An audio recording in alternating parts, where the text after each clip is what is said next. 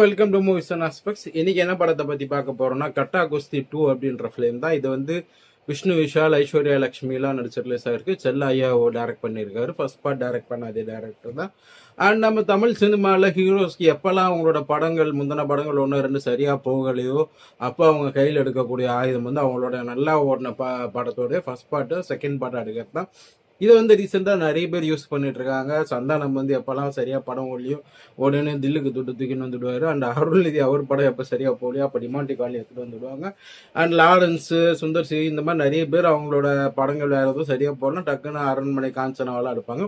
So அந்த வரிசையில் வந்து விஷ்ணு விஷாலுக்கு லாஸ்ட்டாக ஒரு 2 படம் சரியாக போகல. லால் சலாமும் அண்ட் அதுக்கப்புறம் அந்த ஆரியனும் சரியாக போகல. சரி, ஸோ அவர் வந்து கட்டா குஸ்தி 2 அது வந்து நல்ல சூப்பர் ஹிட்டான படம்.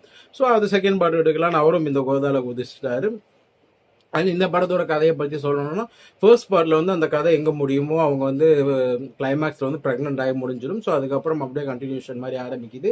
அண்ட் இந்த படத்தில் வந்து அவங்களுக்கு ஒரு பெண் குழந்தை இருக்குது. அது ஃபர்ஸ்ட் ஸ்டாண்டர்ட் படிக்கிறப்ப இந்த கதை ஸ்டார்ட் ஆகுது. அண்ட் ஸ்கூலில் வந்து அந்த குழந்தை படிச்சுட்டு இருக்கு. அண்ட் இவங்க ஐஸ்வர்யா லட்சுமி வந்து அதுக்கப்புறம் நிறைய காம்படிஷன்லாம் ஜெயிச்சு ஒரு நேஷனல் லெவலுக்கு போகிறதுக்கு அந்த அளவுக்கு ஒரு நல்ல ஒரு ரெஸ்லிங்கில் இம்ப்ரூவ்மெண்ட் ஆகியிருக்காங்க. அண்ட் அந்த டைமில் வந்து அந்த ஐஸ்வர்யா லட்சுமியோட கோச்சருக்கு வந்து இவங்க மேலே கொஞ்சம் பொறாமை ஆயிடுது. எல்லா கிரெடிட்டுமே வந்து ஐஸ்வர்யா லட்சுமி வந்து அவங்களோட ஹஸ்பண்ட்கே கொடுக்குறாங்க. அண்ட் கோச்சராக நம்ம பேரை வந்து மென்ஷன் பண்ணல அப்படின்ட்டு.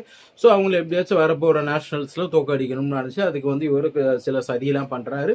ஆனால் அந்த சதியில் வந்து விஷ்ணு விஷாலியும் வந்து அவருக்கே தெரியாமல் அவர் மைண்டை இது பண்ணி அவரை சேர்த்துக்கிறாரு. ஸோ வந்து இவர் வந்து கோச் சொல்கிறத நம்பி இவரும் வந்து சில விஷயங்கள்லாம் பண்ணுறாரு.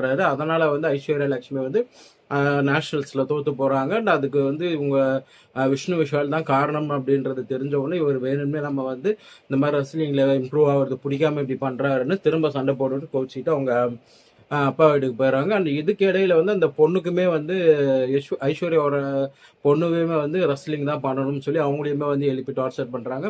ஸோ அதெல்லாம் பிடிக்காம இவங்களுக்கும் அவங்க அம்மா மேலே கோவம் வருது. ஸோ இந்த விஷயம்லாம் வந்து அதுக்கப்புறம் என்ன ஆகுது, ஐஸ்வர்யா லட்சுமி வந்து டைவர்ஸ் கேட்டு நோட்டீஸ் அனுப்புகிறாங்க. அந்த டைவர்ஸ் வந்து என்ன ஆச்சு, செகண்ட் பார்ட்டில் வந்து இவங்க அதுக்கப்புறம் திரும்ப சேர்ந்தாங்களா இல்லையா, அண்ட் அந்த குழந்தைய வந்து அவங்க விருப்பப்படுற மாதிரி வளர்த்தாங்களா இல்லையா, அந்த மாதிரி தான் இந்த ஸ்டோரி. ஸோ அவங்களோட கண்டினியூஷன் மாதிரி தான். அண்ட் கிட்டத்தட்ட வந்து இந்த ஸ்டோரி வந்து எப்படி சொல்கிறது, ஃபர்ஸ்ட் பார்ட்டோட கண்டினியூஷன். சில படங்கள்லாம் வந்து ஃபர்ஸ்ட் பார்ட்டுக்கும் செகண்ட் பார்ட்டுக்கும் சம்மந்தம் இருக்காது. ஃபர்ஸ்ட் பார்ட் ஓடிச்சு, சரி இதையும் எடுப்போம்ட்டு அவங்க பேரை மட்டும் அந்த மாதிரி போட்டு எடுத்துகிட்டு இருப்பாங்க. பட் இது வந்து ஒரு நல்ல ஒரு கண்டினியூஷனாக இருந்துச்சு. ஸோ வந்து கதைக்கு வந்து ஒரு நல்ல 8 மார்க்ஸ் தரலாம். அண்ட் ஸ்க்ரீன் பிளேவை எடுத்துக்கிட்டிங்கன்னா இந்த படத்தில் பெருசாக போர் அடிக்கிற மாதிரி சீன்ஸ் எதுவும் எழுதலை. பட் இதே சமயம் இன்னும் கொஞ்சம் நல்லா காமெடியும் ஒர்க் பண்ணிக்கலாம். காமெடி நல்லா இருக்குது, பட் இன்னுமே நல்லா இருக்கக்கூடிய அளவு இந்த கதையில் வந்து முக்கியத்துவம் இருக்குது. காமெடி இன்னுமே நல்லா எழுதியிருக்கலாம்.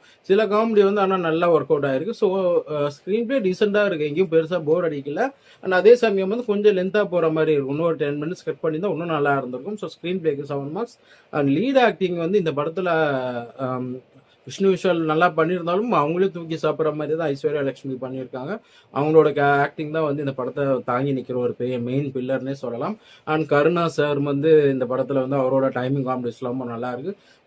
ஸோ வந்து லீட் ஆக்டிங்க்கு 9 மார்க்ஸ் தரலாம். அண்ட் நெக்ஸ்ட் மியூசிக் வந்து இந்த படத்தில் பாட்டுங்க நல்லா இல்லை. பாட்டு நல்லா இருந்ததா இன்னும் கொஞ்சம் நல்லா இருந்திருக்கும். பேக்ரவுண்ட் மியூசிக் டீசெண்டாக இருக்குது. ஸோ ஓவராலாக இந்த படத்துக்கு எவ்வளோ மார்க்ஸ் தரலாம்னா ஒரு 75 மார்க்ஸ் தரலாம். ஆனால் என்னன்னா இந்த படம் எல்லாருக்கும் பிடிக்குமா அப்படின்னு கேட்டிங்கன்னா இது வந்து ஒரு ஃபேமிலி ஆடியன்ஸாக ஃபேமிலியாக போய் பார்க்குறவங்களுக்கு செட் ஆகும். பட் நார்மலான சினிமா ஃபேன்ஸ் ஏதாச்சும் ஒரு புதுமையாக எதிர்பார்த்து போகிறவங்க அவங்களுக்குலாம் லைட்டாக டிசப்பாயிண்ட் ஆகும். அண்ட் இது வந்து எல்லாருக்குமே கனெக்ட் ஆகிற படமும் கிடையாது. ஆனால் வந்து ஃபேமிலி ஆடியன்ஸ் தேட்டருக்கு போய் படம் பார்க்கக்கூடிய அந்த ஃபேமிலி ஆடியன்ஸுக்கு கண்டிப்பாக படம் பிடிக்கும். காமெடி ஏன்னா வந்து நிறைய காமெடிஸ் வந்து ஹஸ்பண்ட் அண்ட் ஒய்ஃபை பேஸ் பண்ணி குழந்தை வளர்க்குறத பேஸ் பண்ணி இந்த மாதிரி தான் இருக்கும்.